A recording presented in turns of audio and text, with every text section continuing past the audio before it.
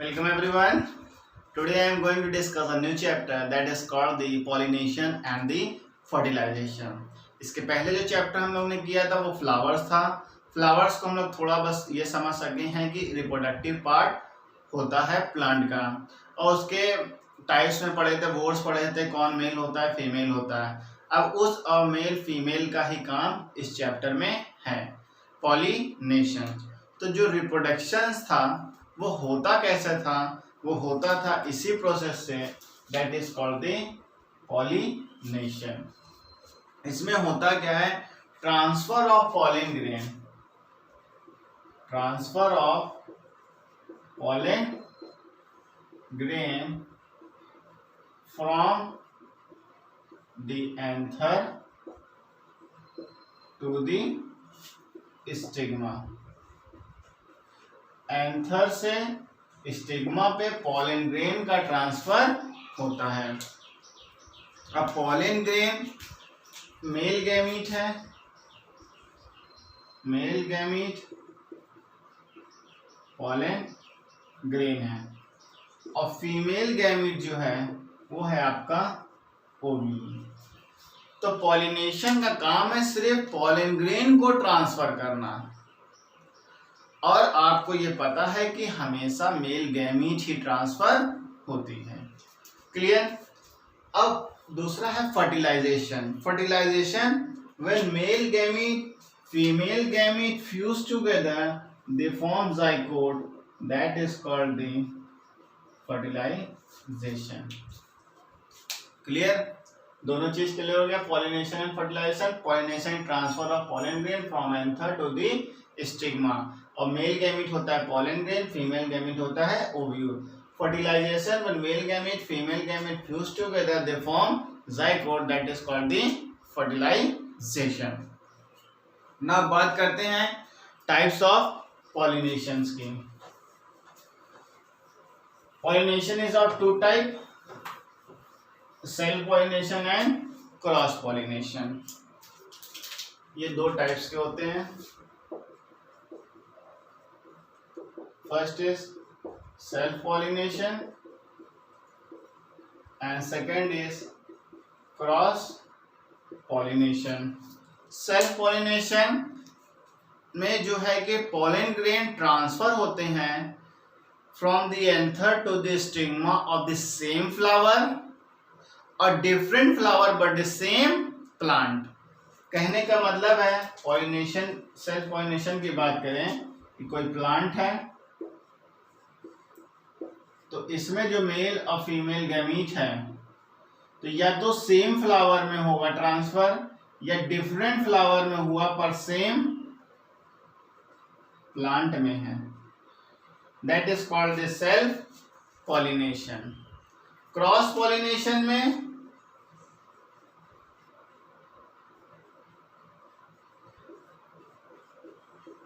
Different flower, transfer of pollen grain from anther to the stigma of the different flower. दूसरे plant में जाके pollination transfer होगा तो उसको कहेंगे क्रॉस पॉलिनेशन। क्लियर? यहां तक बात समझ में आई होगी। अब बात करते हैं एडवांटेज और disadvantage of self and cross pollination. तो पहले सेल्फ की ही बात कर लेते हैं। सेल्फ में एडवांटेज और डिसएडवांटेज। इसमें एडवांटेज क्या फायदे हैं और क्या नुकसान है। सबसे पहले एडवांटेज है, एडवांटेज में श्योरिटी है पॉलिनेशन की, प्योर श्योरिटी ऑफ पॉलिनेशन। तो पॉलिनेशन होने की श्योरिटी है क्योंकि यहाँ पे जो पॉलिनेशन होगा वो सेम प्लांट में हो रहा है और सेम फ्लावर में हो रहा है, इसलिए पॉलिनेशन हो जाएगा। अब पॉलिनेशन सेम प्लांट में होते हैं तो पॉलन ग्रेन्स के जो हैं वेस्टेज नहीं होते हैं, pollen grain not wasted, not wasted, तो इसमें वेस्ट नहीं होते हैं। और जो फ्लावर्स होते हैं not need to be colored, coloured होने की भी जरूरत नहीं, और सेंटेड या उसमें कोई सेंट ना हो, कोई जरूरत नहीं है, सेल्फ पॉलिनेशन हो जाता है। क्लियर? तो ये सिंपल एडवांटेज है। अब डिसएडवांटेज क्या हुआ? जब सेल्फ पॉलिनेशन खुद में ही होगा तो जो प्रोजेनी और ऑफस्प्रिंग जो दूसरे फ्लावर से प्लांट होंगे वो वीकर होंगे। तो weaker progeny, first point. And second point, जब सेम होंगे तो हाइब्रिड्स भी क्या होंगे? सेम होंगे। तो no new species, no new species और नो न्यू वैरायटी ऑफ, ना कोई न्यू वैरायटी फॉर्म होंगे, ना कोई न्यू स्पीसीज फॉर्म होंगे। तो this is the advantage and disadvantage of self pollination.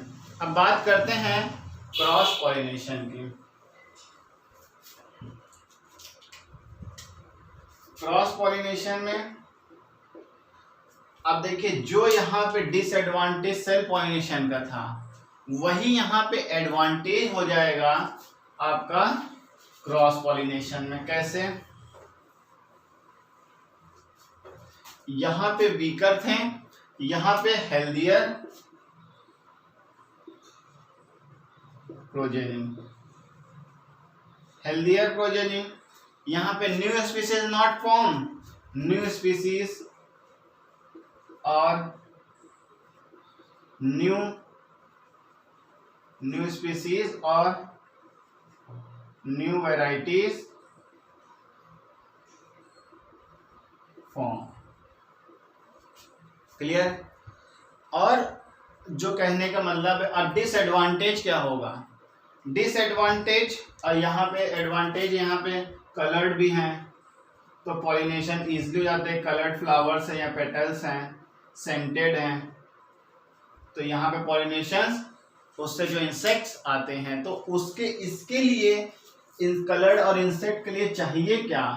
Agents require, agents require, agents जो पॉलिनेशन करेंगे। बर्ड्स हो गए, बैट्स हो गए, इंसेक्ट्स हो गए, विंड हो गया, वाटर हो गया, वो एजेंट्स है जो क्रॉस पॉलिनेशन करने में मदद करते हैं। प्लस इसमें क्या है? पॉलेंस को need energy, pollen need energy for pollination. तो पॉलन ग्रेन्स में एनर्जी होनी चाहिए कि कोई दूर तक डिस्टेंस कवर कर सके, क्योंकि एक प्लांट से दूसरे प्लांट में जाने के लिए एनर्जी चाहिए। तो एनर्जी किसी भी फॉर्म में होंगे, चाहे वो एजेंट्स के फॉर्म में हो, चाहे वो नॉन एजेंट्स के फॉर्म में हो, या plants need energy for pollination होगा। क्लियर? तो this is the advantage and disadvantage of self and cross pollination. Now next is adaptation. दोनों में एडेप्टेशंस हैं, और एडेप्टेशन से ही थोड़े इंपॉर्टेंट क्वेश्चंस आते हैं, क्योंकि इसी एडेप्टेशंस में जो टर्म्स हम लिखेंगे ये टर्म्स काफी इंपॉर्टेंट होते हैं। तो एडेप्टेशंस मतलब ये होते कैसे हैं, एक्वायर्ड कैसे किया सेल्फ पॉलिनेशन और क्रॉस पॉलिनेशन में। तो पहले adaptation in self pollination, adaptation in self pollination. तो इसमें दो है आपके, एक है आपका होमोगैमी और दूसरा है आपका चेलेस्टोगैमी। अब इसमें होते क्या है? होमोगैमी में जो मेल और फीमेल बाइसेक्सुअल फ्लावर है, दो, मतलब ये बाइसेक्सुअल आपको बताए थे पिछले लेक्चर में कि जिसमें मेल और फीमेल गैमेट दोनों प्रेजेंट हो। तो बाइसेक्सुअल फ्लावर है जिसमें क्या कहते हैं कि anther and stigma mature at the same time. तो दोनों एक समय पर मैच्योर हो जाते हैं, इसलिए इसको होमोगैमी, होमो मतलब सेम, एक समय पर मैच्योर हो जाते हैं। तो इसमें जो पूछता है वो एग्जाम्पल इसमें भी पूछता है। तो इसका एग्जाम्पल जो हो गया वो मिराबिलिस हो गया, मिराबिलिस, ये इंपॉर्टेंट होता है। चेलेस्टोगैमी, ये जो प्लांट है ये भी सेल्फ पॉलिनेशन में है, पर ये प्लांट हमेशा क्लोज्ड होते हैं, बंद हुए रहते हैं, और इसमें जो है कि पॉलन ग्रेन या एंथर से स्टिग्मा में पॉलन ग्रेन ट्रांसफर होता है क्लोज्ड कंडीशन में, क्लोज्ड कंडीशन में ये रहते हैं। और इसका एग्जाम्पल आपका आएगा पीनट, इसका जो एग्जाम्पल आएगा वो आपका आएगा पीनट। तो ये हो गया आपका एडेप्टेशन इन पॉलिनेशन। तो आपको जो टर्म्स पूछेगा वो होमोगैमी, चेलेस्टोगैमी, तो simple anther stigma mature at the same time, एक साथ मैच्योर होते हैं तो पॉलिनेशन हो जाता है। तो एग्जाम्पल है मिराबिलिस, इस प्लांट में होते हैं। चेलेस्टोगैमी, ये क्लोज्ड होते हैं, हमेशा क्लोज्ड रहते हैं, एंथर और स्टिग्मा इन्हें पॉलन ग्रेन ट्रांसफर हो जाता है उसी क्लोज्ड कंडीशन में और मैच्योर होता है, ऐसा होता है पीनट में। Clear? Now next is cross pollination, adaptation in cross pollination. इसमें 5 हैं, इसमें 5 हैं। एडेप्टेशन इन क्रॉस पॉलिनेशन, तो क्रॉस पॉलिनेशन में एडेप्टेशन है। पहला जो आपका आएगा यूनिसेक्सुअलिटी, पहला है आपका unisexuality. Second is self sterility. Third is dichogamy. Fourth is herkogamy and fifth one is heterostyle, heterostyle। अब ये क्या है इसको समझिए। पहले सबसे पहले क्रॉस पॉलिनेशन तभी होते हैं जब किसी चीज में प्रॉब्लम हो जाती है, तभी वो दूसरे के यहाँ जाते हैं। जैसे एग्जांपल देखें, जो लोकेलिटी में रहते थे, अभी तो शायद कम कंडीशन है, लेकिन पहले ऐसा देखा जाता था, किसी के घर में चीनी कम हो गई तो वो चीनी मांगने चले जाते थे, कुछ ना कुछ वो मांगने जाते थे, मतलब उनके वहां पर किसी चीज की कमी हुई तो वो दूसरे के वहां पे मांगने जाते थे, तो इसको क्रॉस बोला गया। यहाँ से वहां जाना या दूसरे किसी तरीके से किसी एजेंट्स के थ्रू जाए, घर के बच्चों को भेज देना, जाओ बेटा आंटी के यहाँ से चीनी ले आओ। तो वैसे ही क्रॉस पॉलिनेशन में कोई ना कोई प्रॉब्लम होती है तभी ये होता है। Uni means single, uni means single या फिर एक। इसमें जो है कि सेक्सुअलिटी आइदर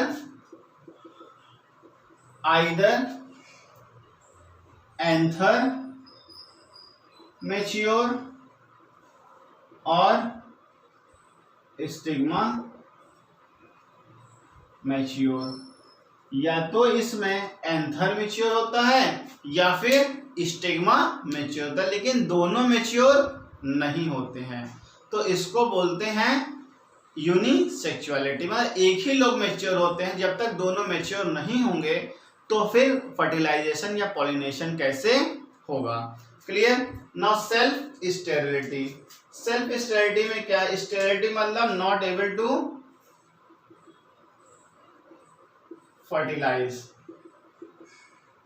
फर्टिलाइज नहीं कर पाता खुद से, तो कोई दूसरा चाहिए इसको फर्टिलाइज करने के लिए। और इस कंडीशन में क्या होता है कि खुद से फर्टिलाइज नहीं कर पाता है तो कोई बाहर से मेल गैमीट ट्रांसफर होगा, तो नीड